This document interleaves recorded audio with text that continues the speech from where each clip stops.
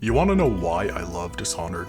I could go on for hours about the gorgeous environments, the masterful level design, or the paintings. Good lord, I could talk about these paintings forever.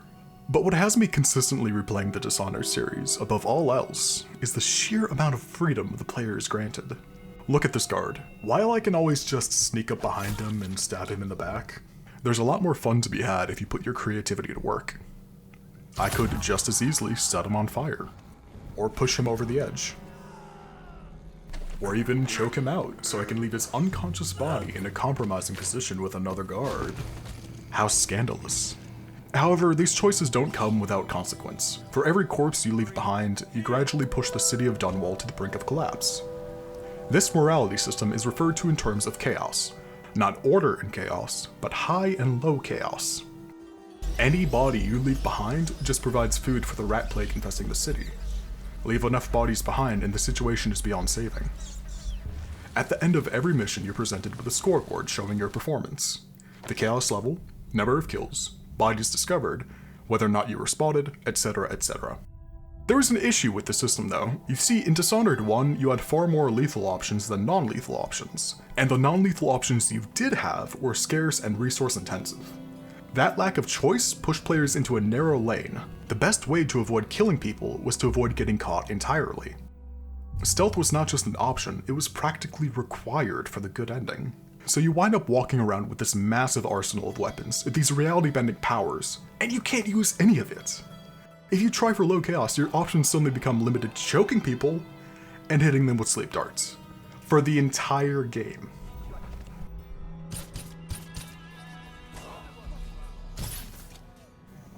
And then came Dishonored 2. It solved this problem, but nobody knew. Dishonored 2 is in many ways the ideal sequel. It builds on what made the original game great, without overwriting anything that fans may miss from the first. Right from the start, you're given the option of which character you want to play. You can play as Corvo Attano, royal protector to the Empress and protagonist of the first game. And an absolute daddy. Good lord, look at that man. Or his daughter, Emily Caldwin, the Empress herself, and the canonical protagonist of this game. Your choice of protagonist will also decide which set of powers you'll get from this world's trickster god, the Outsider. But if you're so inclined, you can reject his offer and go into the game at a severe disadvantage without any powers. More than anything, right off the bat, this game wants you to know that you have options. And nowhere is this more visible than in the reworked post-mission screen. You're no longer judged purely on a scale of high and low chaos. Now when you end a mission, you're also presented with a breakdown of your performance on two axes, lethal versus non-lethal, and stealth versus assault. You can break this up into 4 quadrants denoting the 4 core playstyles: lethal assault, lethal stealth, non-lethal stealth, and last but certainly not least, non-lethal assault. While the post-mission graph did not exist at the time of Dishonored 1, 3 of these playstyles were in the first game, while the 4th was introduced in the sequel. Okay, so, how do they play? Lethal assault is a violent rampage. You run in guns blazing, effortlessly causing mayhem. Lethal takedowns are fast and brutal. You can take out guards in an instant, cutting through entire squadrons like butter. Limbs go flying, heads come off. Lethal stealth is slower in contrast, more about waiting for the right moment to pounce on somebody and take them out. And if they manage to spot you, you can deal with them however you please. Non-lethal stealth is even slower still, skulking around waiting for the right opportunity to render somebody unconscious and snatch them away somewhere else. These takedowns are the slowest. It takes a while to choke somebody out, so timing is everything. If everything goes right, nobody will die, and nobody will know you were even there. That's if everything goes right. You see, if you were to get caught in Dishonored 1, your options were as follows. You can expend a sleep dart, of which you can only carry a total of 10, and they are quite expensive. Or you can quickly possess them, walk them to a secluded area where you can safely choke them out.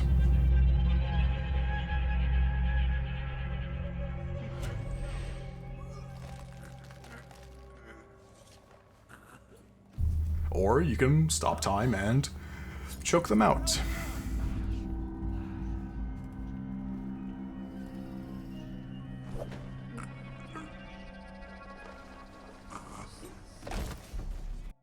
I will note that both possession and bend time as powers are prohibitively expensive, costing 60% and 80% of your mana respectively.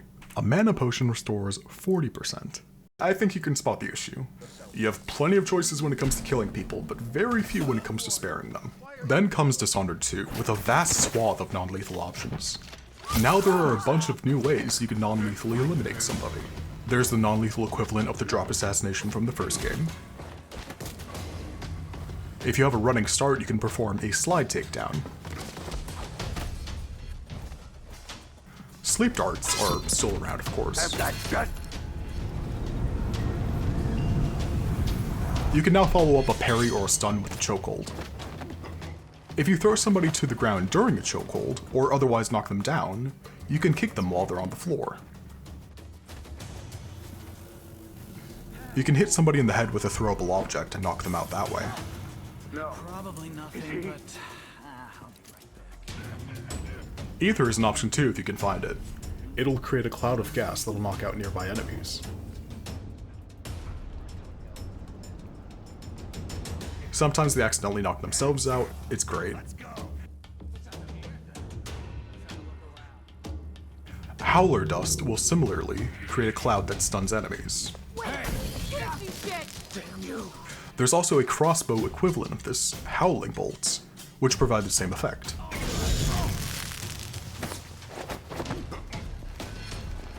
Stinging bolts can be used to make enemies run away and forget they even saw you. That's hot.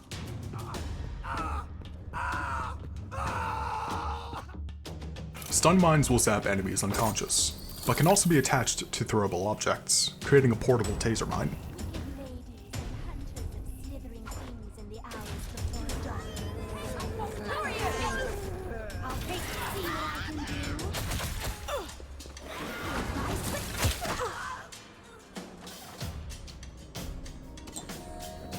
There are 11, count them, 11 total ways to non-lethally handle a situation if you get caught. It's a huge boon to stealth playstyles. If you get noticed, you can still eliminate guards without killing them. And that doesn't even include the powers at each character's disposal. It's only when you mix this toolkit with your supernatural powers does the real fun begin. Let's look at Emily's kit for example. Her mobility power, Far Reach, can be used to grab people towards you. You can safely catch them or, let them fall. You can upgrade her doppelganger to create a cloud of stunning smoke on death, functioning similarly to a howling bolt. Shadow Walk can be used to force people to sleep and give them terrible nightmares.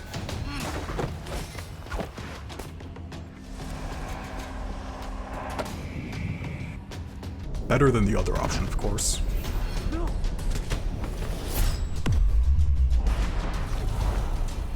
Mesmerize, a personal favorite of mine, summons a spirit from the void to hypnotize nearby enemies, leaving them completely at your mercy.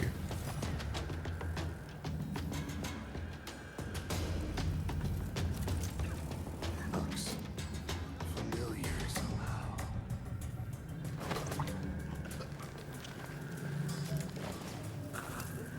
And lastly, Domino, which links up enemies so that they share each other's fates.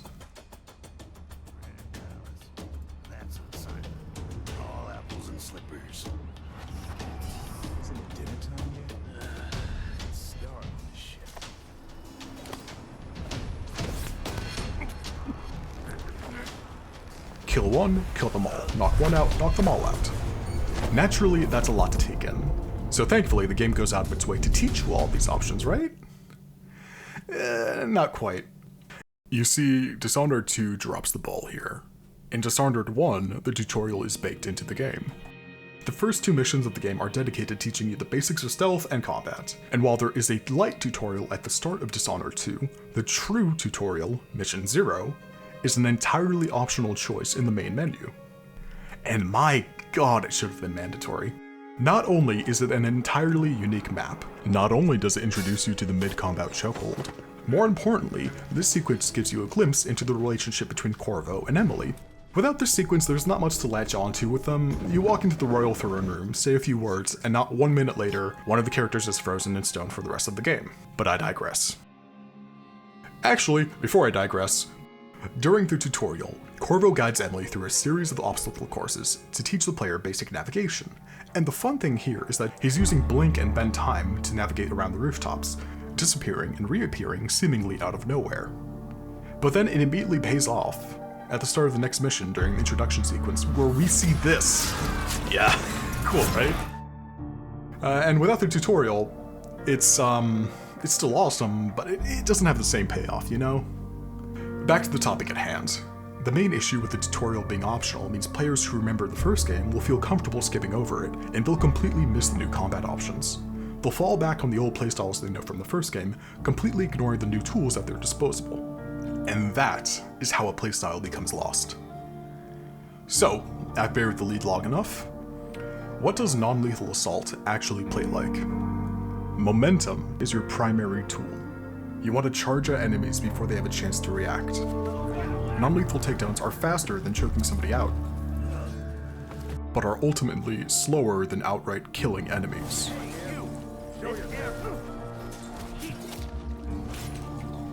So while you're dealing with one guard, the one right next to them might cut off your head.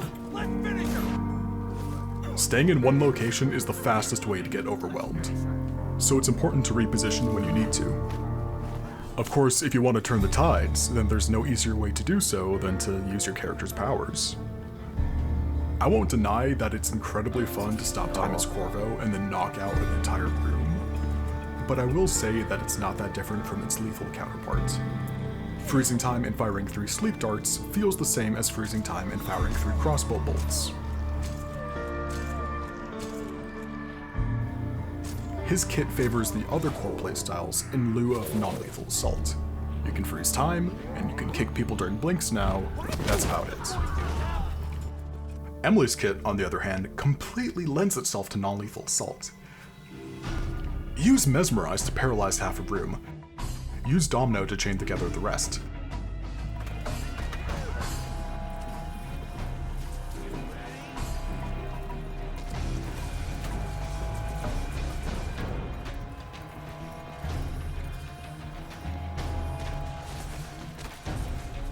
If any of them try to run, grab them with far reach.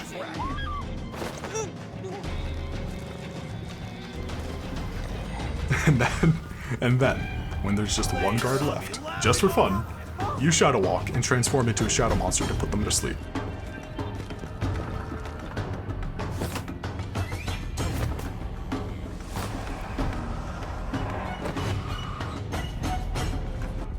Nobody will believe them when they say what they saw.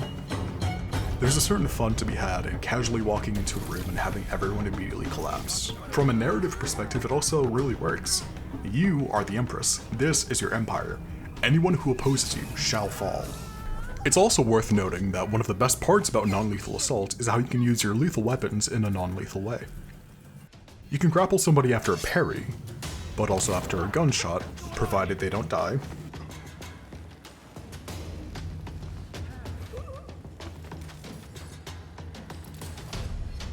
Or if you have good aim, try shooting at their feet. They'll fall to the ground, after which you can knock them out. In fact, across both arsenals you are given, only one weapon and one power have no non-lethal applications. Those are the spring wire trap, which, well, just look at it.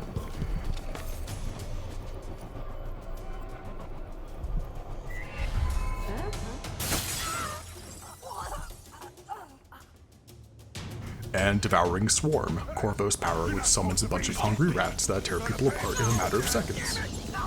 You won't get away! Rats everywhere!